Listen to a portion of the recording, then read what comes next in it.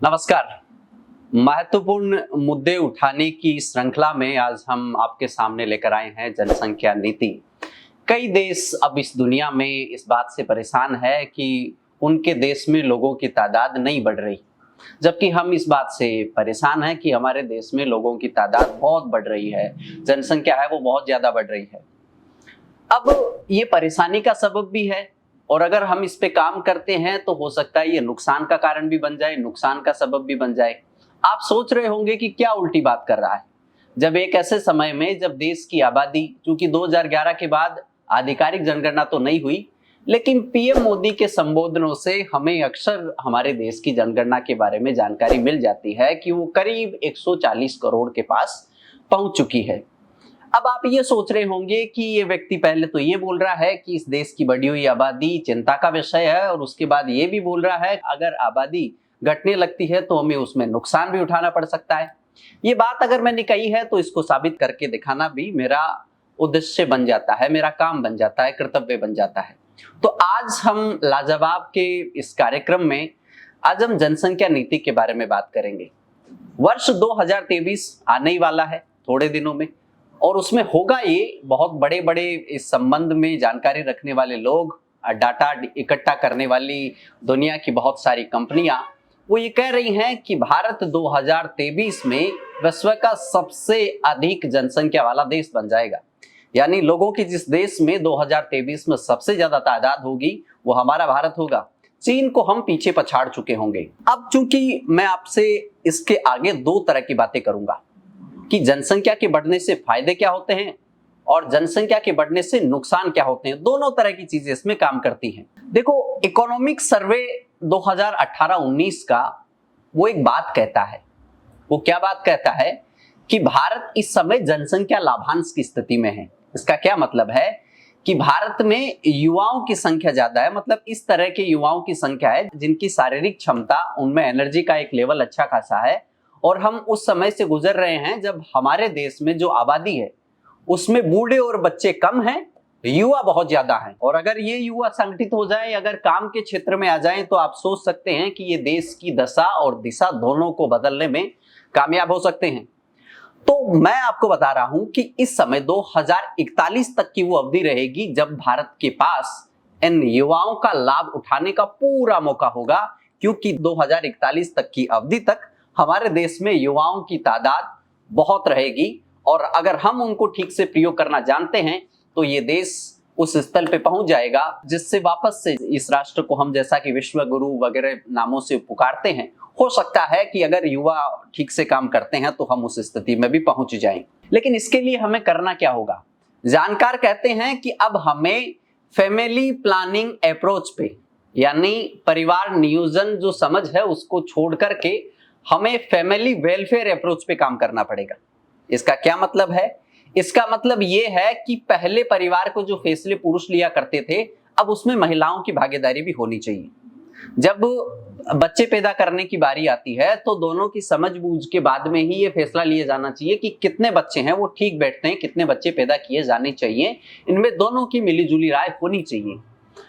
इसमें और भी बहुत सारे एस्पेक्ट जुड़ते हैं कि किस तरह की बच्चों को शिक्षा दी जानी चाहिए जो उनके लिए आगे चल करके इस देश को बनाने में और खुद को बनाने में योगदान दे सके। तो ये जो जनसंख्या है इसके ये फायदे हैं हमारे पास में, लेकिन इसके नुकसान भी हैं। क्या नुकसान है कि अगर हम जनसंख्या की जो नीति है उसको ठीक से नहीं बना पाते हैं तो हमें इसके नुकसान भी हो सकते हैं। वो क्या होगा कि 2050 के आसपास हमारी जो आबादी है वो एज्ड हो जाएगी। इसका मतलब है बूढ़ी आबादी का अनुपात है वो हमारे देश में बढ़ जाएगा। इस समय जब हम बात कर रहे हैं कि युवाओं की तादाद बहुत ज्यादा है, बच्चे और बूढ़ों की तादाद कम है, तो 2050 के आसपास, यानी मैं कहूं तो प्रत्येक 100 में से 5 लोग बूढ़े हो जाएंगे। यानी करीब देश की 20% जनता है उसको बुढ़ापा कवर कर लेगा 2050 तक जाते जाते। तो ये वाली जो चीज है वो एक चिंता का सबब हो भी सकती है। किस तरह से हो सकती है? देखो, मैं आपको चाइना की तरफ लेकर के जाता हूं। चाइना ने क्या किया था विगत वर्षों में कि उसने वन चाइल्ड पॉलिसी लागू कर दी थी। यानी ये एक रूप में कानून बना दिया था कि वहां के नागरिक हैं वो केवल, अगर दंपति है तो वो केवल एक बच्चा पैदा कर सकते हैं। लेकिन अब चाइना है, उसको अपनी पॉलिसी बदलने पे मजबूर होना पड़ा। क्यों होना पड़ा अपनी पॉलिसी बदलने के ऊपर? क्योंकि अब हालात ये होने लगे हैं कि चाइना की आबादी में बूढ़े लोगों का जो अनुपात है वो बढ़ने लगा है। क्योंकि बच्चे पैदा हो नहीं रहे हैं तो युवा आबादी भी आने वाले वर्षों में इतनी रह नहीं जाएगी। और ये वाली जो दिक्कत है वो चाइना के लिए समस्या खड़ी कर रही है कि आगे जाकर के उनकी इकोनॉमी में जो युवा महत्वपूर्ण भूमिका निभा सकते थे, वो उनके पास उस तरह की आबादी की जो तादाद है वो कम रहेगी, उस तरह की संख्या है वो उनके पास कम रहेगी। तो ये हो सकता है कि भारत है वो उससे इकोनॉमी के फील्ड में या और तरह की फील्ड में आगे निकल जाए और चाइना पीछे रह जाए। तो चाइना ने इस टाइम किया क्या है कि चाइना ने अपनी वन चाइल्ड पॉलिसी को है वो हटा दिया है, उससे कदम पीछे खींच लिए और उसने कहा कि अब 2 या 3 जितने बच्चे आप चाहें हैं वो पैदा कर सकते हैं। लेकिन भारत में ये कहा जा रहा है कि आपको इस पॉलिसी पे काम करना चाहिए क्योंकि लोग हैं वो बहुत ज्यादा बच्चे हैं वो इस टाइम पैदा कर रहे हैं। लेकिन इस समय इतना है नहीं अनुपात। देखो मैं अगर आपको अनुपात बताता हूं इस वक्त में, तो प्रत्येक दंपति इस समय 2.1 यानी ये औसत बता रहा हूं मैं आपको कि फर्टिलिटी जो रेट है वो 2.1 है। यानी अपन मान के चल सकते हैं कि जो लगभग 2 बच्चे पैदा कर रहे हैं एक दंपति, लेकिन इसमें भी दिक्कतें हैं वो आन खड़ी हुई मालूम पड़ती है। अब हो क्या रहा है, ये एक सा नहीं है पूरे भारत में कि हर तरह की दंपति, जैसे कि अगर अपन दक्षिण भारत की तरफ चलेंगे तो केरला, कर्नाटक, तमिलनाडु वाले जो राज्य हैं वहां पर जो दंपतियां हैं वो कम बच्चे पैदा कर रहे हैं। कोई एक पैदा कर रहा है या किसी के तो एक भी नहीं हो रहा है, इस तरह के हालात बन रहे हैं। लेकिन दिक्कतें कहां आ रही है, वो उत्तर भारत के राज्यों में आ रही हैं। जैसे बिहार की बात करते हैं, उत्तर प्रदेश की बात करते हैं, मध्य प्रदेश की, राजस्थान की, इनमें बात करते हैं तो इनमें रफ्तार बनी हुई है। अभी भी बच्चे हैं वो ठीक ठीक संख्या में है वो पैदा किए जा रहे हैं। दक्षिण भारत में ये रफ्तार बहुत ज्यादा धीमी है। तो दक्षिण भारत में तो ये चिंता है कि बच्चे बहुत ही कम पैदा हो रहे हैं, हो ही नहीं रहे हैं। और उत्तर भारत में हालात ये बने हुए हैं कि स्पीड जो थी उसमें ब्रेक तो लगा है लेकिन वो पर्याप्त ब्रेक नहीं है। वो जो बच्चे हैं वो इतने भी पैदा नहीं किए जाने चाहिए, उनके लिए एक पॉलिसी है वो लागू की जानी चाहिए। देखो पॉलिसी जो पॉपुलेशन की पॉलिसी है वो वर्ष 2000 में भारत के द्वारा बनाई गई थी और राज्यों की अपनी अलग अलग तरह की इस संबंध में पॉलिसियां हैं। जिस तरह की किसी राज्य की, चूंकि अपन देखते हैं कि अपना देश विविधताओं से भरा हुआ एक देश है, तो राज्यों के पास ये अधिकार है कि वो अपने राज्य की जननांकिकीय स्थितियों का अध्ययन करके अपने राज्य की जनसंख्या से संबंधित पॉलिसी है वो बना सकें, वो बनाते भी हैं और इस तरह की पॉलिसीज देश में काम भी कर रही हैं। तो अब हमें करना क्या है? अब चूंकि अपन जनसंख्या लाभांश की स्थिति में तो हैं, लेकिन एक जनसंख्या जिसके पास अगर रोजगार नहीं है, अगर वो गरीबी की हालात में है, भले ही वो युवा हो, तो इससे हो सकता है कि अपने देश में क्राइम बढ़ जाए और जो इकोनॉमी को जो युवा रफ्तार दे सकते थे उसी इकोनॉमी में विध्वंस आने लग जाए, ये बात हो सकती है।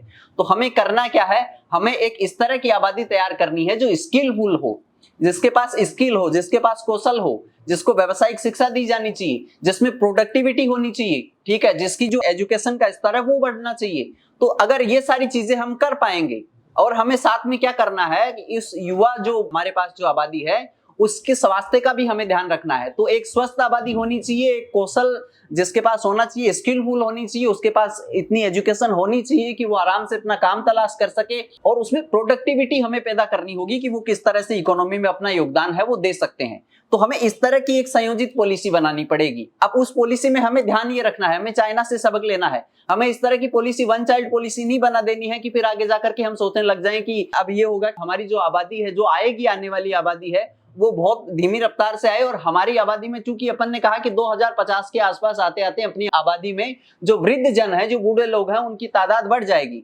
तो हमें अपनी पॉलिसी को इस तरह से आकार देना है, अगर भविष्य में इस तरह की पॉलिसी आती है, कि हमें चाइना से हमें सबक लेना है कि वो इस समय किस तरह की स्थिति से गुजर रहा है। वहां पर जो बूढ़े लोगों की जो तादाद है वो बढ़ रही है, वो तादाद न बढ़े, इस चीज का हमें है वो सबक लेना है।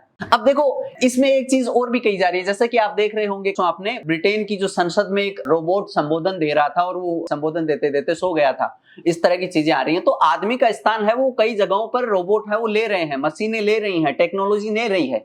तो ये कहना है कई कई जगहों पर कि अगर ठीक है, अगर लोग बूढ़े होते हैं तो कोई दिक्कत नहीं है, आपको इतने बच्चे पैदा करने की जरूरत नहीं है, क्योंकि आने वाले वक्त में आप टेक्निक के जरिए या फिर इस तरह की मशीनें आप इजाद कर लेंगे, ऑटोमेशन जिसको कहते हैं, ऑटोमेशन कर लेंगे, जिससे कि जो काम करना है, जो युवा जो काम कर रहे थे वो ये मशीनें भी कर लेंगी और ज्यादा प्रोडक्टिविटी के साथ भी कर देंगी। लेकिन जो भावनात्मक जो स्पर्श है, जो इमोशनली जो टच है, वो आप कहां से ला पाएंगे?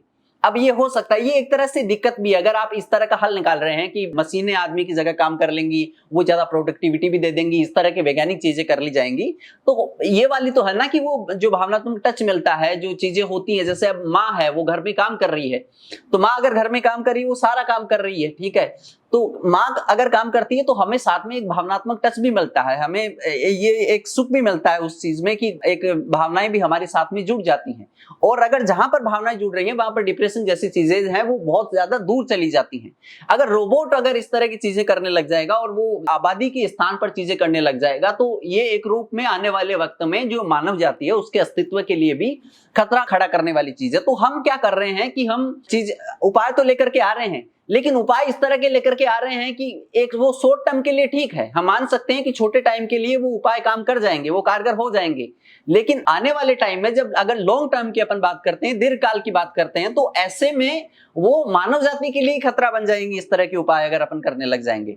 तो बहुत जरूरी है कि जब पॉपुलेशन पॉलिसी बनाई जाए तो चाइना से सबक लिया जाए। अपन को देखना होगा कि टेक्नोलॉजी है वो ठीक है, बहुत मायनों में काम कर सकती है, लेकिन वो मानव का विकल्प अगर आप उसको बना देंगे तो मानव का अस्तित्व कहां रहेगा। इस बात को भी आपको ध्यान में रखना चाहिए। आपको यह भी ध्यान में रखना चाहिए कि आपके पास लिमिटेड रिसोर्सेज हैं, आपके पास सीमित संसाधन है। अगर जनसंख्या बहुत ज्यादा बढ़ती है तो ऐसे हालात में क्या हो सकता है, लिमिटेड रिसर्च अगर आपके पास है और वो बढ़ते जाएंगे, रिसोर्सेज बढ़ते जाएंगे, और ऐसे में हो जाएगा कि रिसोर्स कम हो जाएंगे, आदमी ज्यादा हो जाएंगे, और फिर वो मारामारी वाली बात है वो हो जाएगी।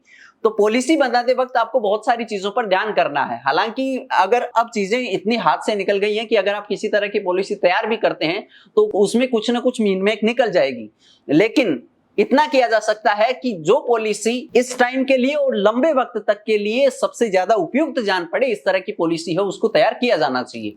तो आज हमने आपको इतने डाटा पेश किए नहीं, बहुत थोड़े से डाटा हमने लिए थे, और उन डाटा के जरिए जो मूल जो समस्याएं हो सकती हैं जनसंख्या से संबंधित उनके ऊपर प्रकाश डाला। तो लाजवाब में हम आपको दिखाते रहेंगे इसी तरह के मुद्दे जिनके ऊपर आपकी जो सोचने समझने की शक्ति है उसका विस्तार होगा, और आप भी एक तरह से एक जागरूक, एक जिम्मेदार तरह के इंसान बन पाने में सक्षम हो पाएंगे। हमारी ये कोशिशें हैं लगातार, तो आप लाजवाब देखते रहिए। अगर आप इसे YouTube पे देख रहे हैं तो आप हमारे चैनल को सब्सक्राइब कर लीजिए, अगर आप फेसबुक पे देख रहे हैं तो आप हमारे पेज को फॉलो कर लीजिए। Thank you.